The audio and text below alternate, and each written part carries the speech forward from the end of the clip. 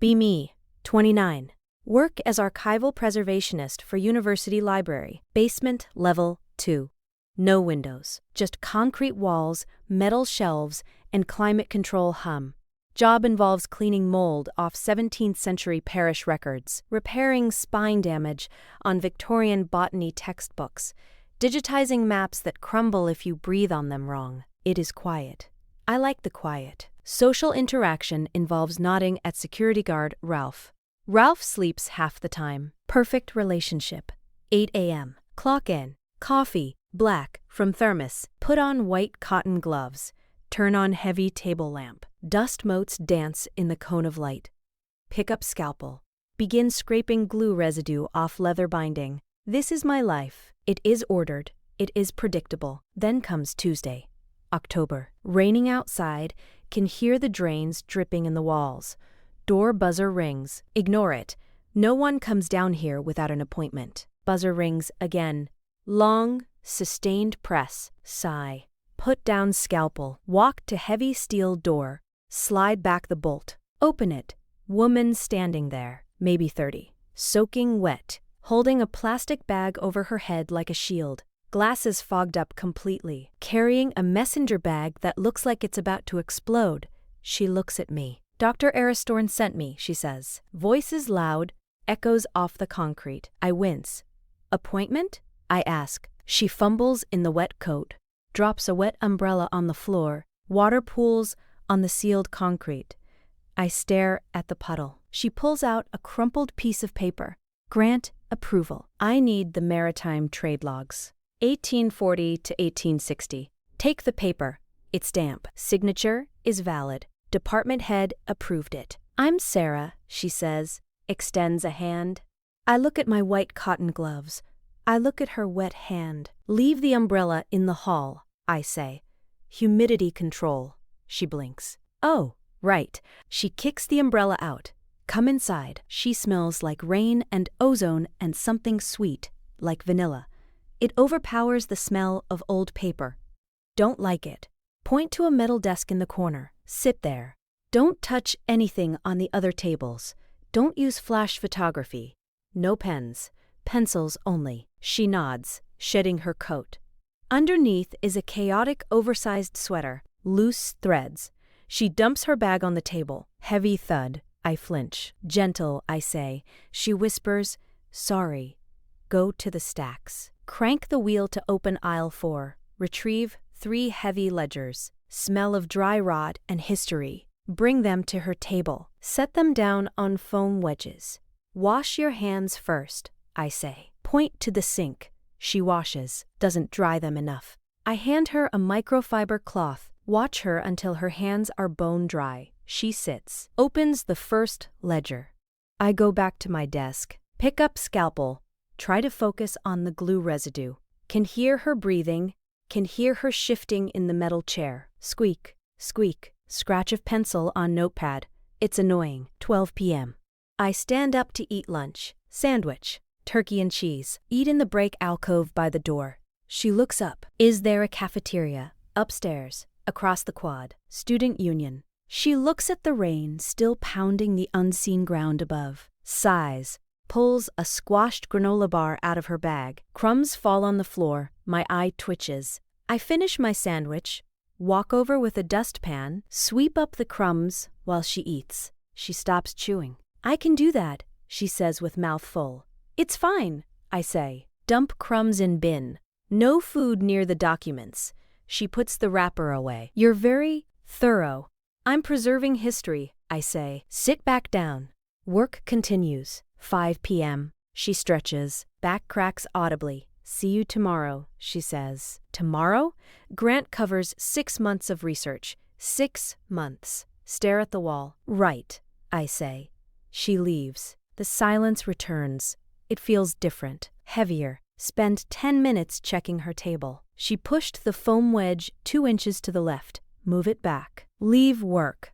Week 2. She comes every day, 9 a.m. sharp. Always carrying too many things. Books, notepad, laptop, scarf, thermos. She wears loud socks, Can see them when she crosses her legs. Bright yellow with bees on them. Red with dinosaurs. Distracting. She hums when she reads, very low. Almost a vibration. Stops when I clear my throat. Starts again 5 minutes later. Tuesday morning, she walks in, handing me a coffee cup. Peace offering, she says, for the crumbs. I look at the cup. Cardboard. Plastic lid. I drink black coffee, I say. This is a vanilla latte. It has 2 shots, she says. Try it. Take the cup. It's warm. Hands are cold from the walk. Warmth feels good. Put it on the coaster on my desk, far away from the documents. Thanks, she smiles. Crooked tooth on the left side. She goes to her desk. I take a sip. Too sweet. Tastes like melted ice cream. Drink the whole thing anyway. Caffeine hits hard. Hands shake slightly with the scalpel. Have to switch to cataloging duty. Type data into spreadsheet for 3 hours. She gets up to use the restroom. Leaves her pencil on the floor. I pick it up. It's chewed on the end. Teeth marks in the yellow wood. Put it on her notepad. Align it parallel to the edge of the paper. She comes back. Notices the pencil. Looks at me. Doesn't say anything. Just smiles that crooked smile again. Month 2. November. Getting colder. Heating system in basement is erratic. Clanks and hisses. Sometimes blows cold air. She is shivering. Wearing the oversized sweater and a scarf indoors. Rubbing her arms. Trying to turn pages with stiff fingers. Risk of tearing the paper increases if dexterity is lost. Can't have that. Stand up. Go to supply closet. Find the portable space heater. Old thing. Coil radiator. Plug it in near her desk. Not too close. Fire hazard. Turn it on.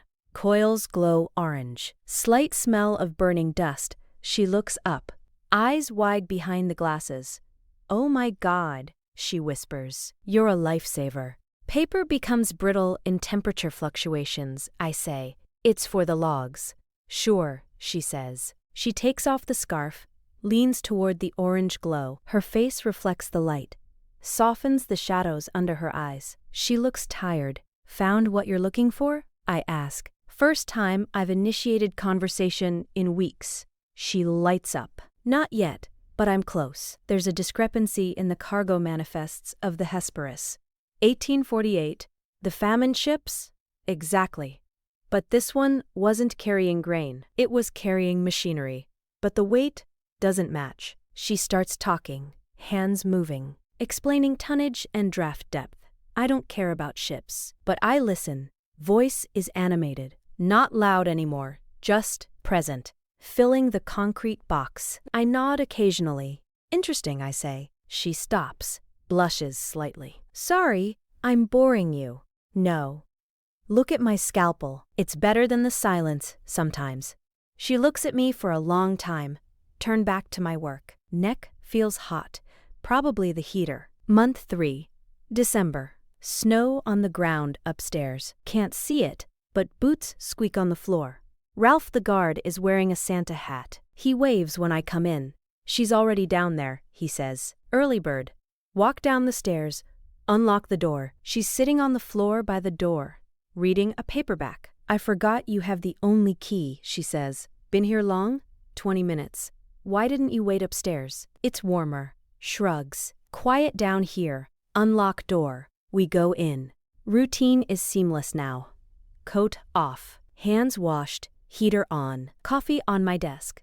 She started bringing black coffee 2 weeks ago. From the good cafe down the street. Not the vending machine slop. Doesn't say peace offering anymore. Just puts it there. I put a fresh pencil on her desk. Sharpened. Unchewed.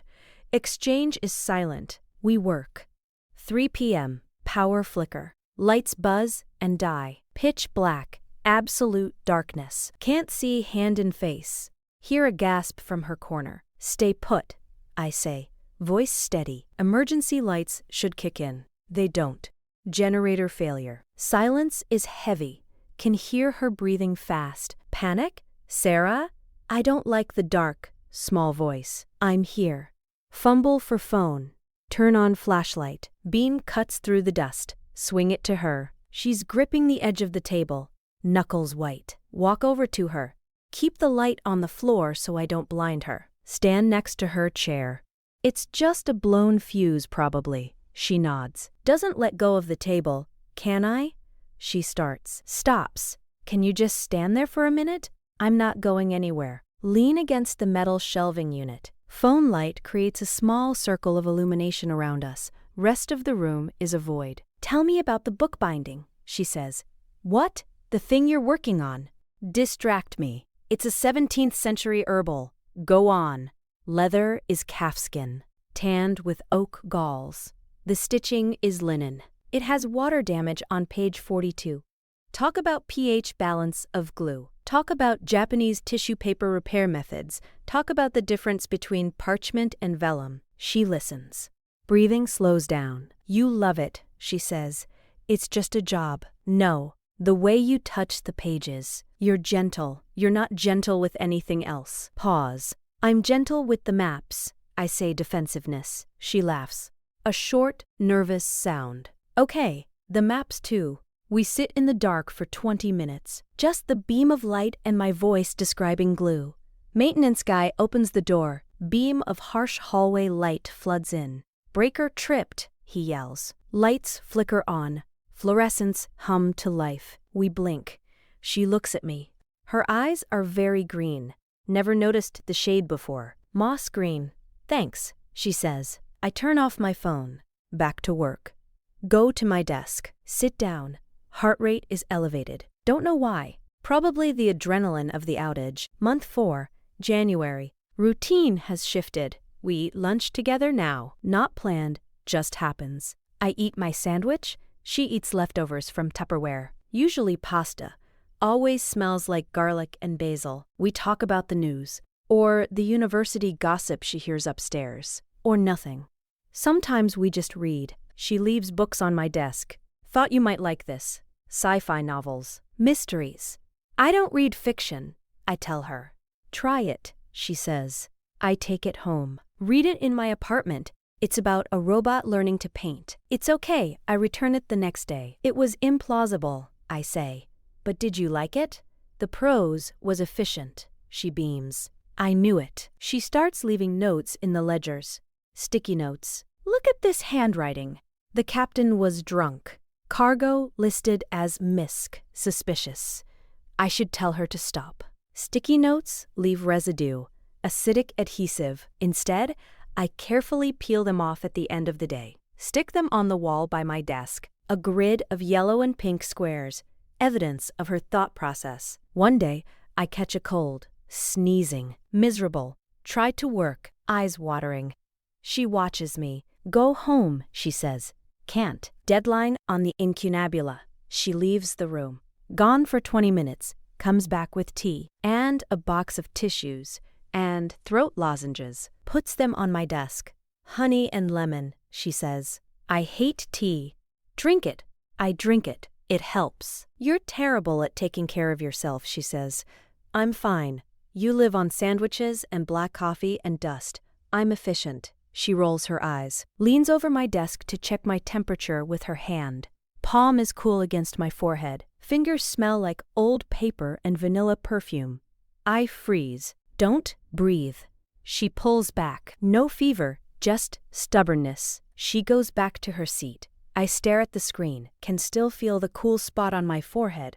It burns. Month 5, February. She's frustrated. The research isn't adding up. She sighs a lot, rubs her temples, pulls at her hair. It's messy today. Stuck up with a pencil. It's not here, she groans. Head hits the desk. Thump. Careful with the forehead, I say. And the desk. She turns her head sideways on the metal. Looks at me. I'm going to fail. Grant committee wants a draft next month. I have nothing. You have the discrepancy. I have a missing ship and no explanation. I spin my chair around. What was the date again? March 1848.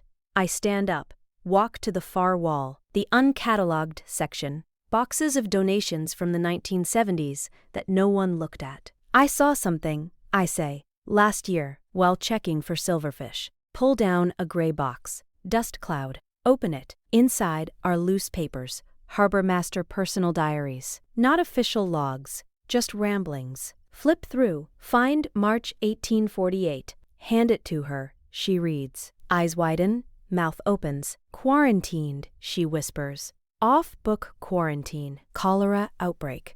They diverted to a private cove. She looks up at me. You remembered this? I have a good memory for dates. She stands up. Chair scrapes loudly. Runs over to me, grabs my shoulders, squeezes. You are a genius. She's very close. Looking up at me, smiling so wide her eyes crinkle. She bounces on her toes, almost hugs me, stops herself, steps back. Awkward silence. I have to write this down. She runs back to her desk, types furiously. I stand by the gray box, rub my shoulder where she grabbed it. Fabric feels warm. Go back to my desk. Watch her work. She looks happy. I feel satisfied. Chest feels lighter than usual. Must be the ventilation improving. Month 6. March. The end is coming. I know the schedule. Her grant ends March 31st. It is March 15th. She is finishing the draft, packing up books.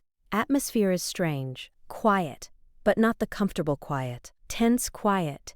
We don't talk much. Avoid eye contact. I clean my tools more often than necessary. Sharpen pencils that are already sharp. Tuesday. She comes in late. No bag, just a folder. Draft is done, she says. Submitted. Good, I say. Efficient. She leans against my desk, picks up a paperweight, puts it down. My flight is on Friday. Freeze. Flight. Back to Chicago. My university. Oh. Didn't know she was from Chicago. Never asked. Assumed she was local. Right, I say. Long trip. Yeah. She looks at the stacks, at the heater, at the wall of sticky notes. I'm going to miss this place. It's a basement, I say. It's damp. I know. She looks at me. I'm going to miss the basement. I look at my gloves. There is a stain of ink on the left index finger. You were tolerable, I say, for a researcher. She laughs. Wet sound, high praise. She reaches into her pocket, pulls out a small box, puts it on my desk. For you. I open it. It's a fountain pen. Vintage. 1940s. Restored. Beautiful resin barrel. I found it at an antique shop, she says. I know you like fixing things, but this one works. I hold it. Balance is perfect. Thank you, I say. Voice is rough. Clear throat. Thank you, Sarah. First time using her name. She notices. Smile is sad. Well, I have to go return my badge. Okay. She walks to the door. Stops. Turns around. You should come up for air sometimes, Anon. The sun is actually nice. I burn easily, I say. She smiles one last time. Bye. Door closes. Lock clicks. Silence returns. Just the hum of the HVAC, the drip in the wall. I sit there, hold the pen. Look at the empty table where she sat for 6 months. No laptop, no messy papers, no crumbs. It looks clean, perfect, just how I like it. I feel sick. Stomach hurts. Room feels too big, too cold. Look at the heater, still plugged in. Unplug it. Coil fades from orange to gray. Month 7. April. Routine is restored. 8 a.m. clock in. Coffee. Scalpel. Dust. Ralph asks about her once. Where's the energetic lady? Gone, I say. Grant ended. Shame, he says. She was nice. She was messy, I say. Work is productive. Finish the parish records. Finish the botany textbook. Productivity is up 15%. Should be happy. Am not happy. Sleep poorly. Keep waking up thinking I hear the buzzer. Go to work. Sit at desk. Reach for cheap vending machine pen. Stop. Pick up the vintage fountain pen. Write notes with it. Ink flows smoothly. Black ink. Look at the wall. Sticky notes are still there. Curling at the edges. Should take them down. Unprofessional. Leave them up. Just for reference. Of course. Month 8. May. Spring cleaning.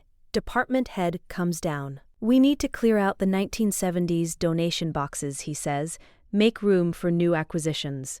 Okay, I say. I'll sort them. Spend 3 days going through the gray boxes. Find the harbor master diaries, the ones she used. Open the box. Smell of dust and faint vanilla. Impossible. Olfactory hallucination. There is a piece of paper tucked in the diary, not old parchment, notebook paper, torn from a spiral pad. Handwriting is messy. To the keeper of the dungeon, it says, "My heart does a weird thump thing. Read it. If you ever decide to restore something from the 21st century, here is my address. Address in Chicago. And a phone number. And a PS. P.S. The robot book gets better in the sequel. He falls in love with a toaster. It's tragic." I stand there, holding the note. Read it twice. 3 times. Fold it carefully. Put it in my shirt pocket, right over the chest. Look at the phone on my desk. Look at the work pile. Look at the empty chair. Sit down. Pull out the fountain pen. Pull out a fresh sheet of heavy archival quality paper. Not a text, not an email. Those are ephemeral. Digital rot. Start writing. Dear Sarah, the humidity in the basement has stabilized. Write about the work. Write about the silence. Write about how the coffee tastes bitter now. Write about the sticky notes on the wall. It takes an hour, 3 pages. Best handwriting. Sign it. Anon. Put it in an envelope. Seal it with wax. Why not? Address it. Stand up. Take coat. Walk out of the basement. Past Ralph. Leaving early? He asks. Post office, I say. Important document. Walk outside. Sun is bright. Hurts my eyes. Air is warm. People are walking on the grass. Walking to the mailbox on the corner. Drop the letter in. Metal clang. Stand there for a moment, watching people pass by, wondering if she's drinking coffee right now, wondering if she's cold. Turn back to the library. But stop at the cafe first. The good one. What can I get you? Barista asks. Look at the menu. Vanilla latte, I say. 2 shots. Thought you only drank black? She asks. Recognizes me. Trying something new, I say. Take the cup. Walk back to the basement. It's sweet. Too sweet, but it tastes like rain and Tuesdays. Sip it slowly. Go back down into the dark. Turn on the lamp. The silence is still there, but it feels different now, like waiting. I can wait. I'm good at preservation. I can make this last. Check watch. Get back to work. Smile. Just a little bit.